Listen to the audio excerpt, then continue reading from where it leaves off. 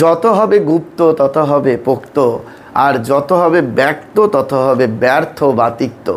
আমাদের ওই জন্য বারবার করে মনে রাখতে হবে যে আমি কোনো ভালো কাজ করছি সেটা যতটা সম্ভব গোপনীয়তা অবলম্বন করেই আমাদের ওটা করা উচিত। কেন না, আপন আপন সাধন কথা না কহিও যথাতথা। আমার ব্যাংক ব্যালেন্স কত আছে সেটা যেমন আমি সবাইকে গিয়ে আমার পাসবুক খুলে খুলে দেখাচ্ছি না, ঠিক সেরকম আমরা যা কিছু ভালো কাজ করছি, অর্থাৎ কত জব করলাম, কত ধ্যান করলাম, কি কাউকে কোনো সেবা দান করলাম, সেটা যেন আমরা খুব ফলাও করে সকলের কাছে বলতে যাব না।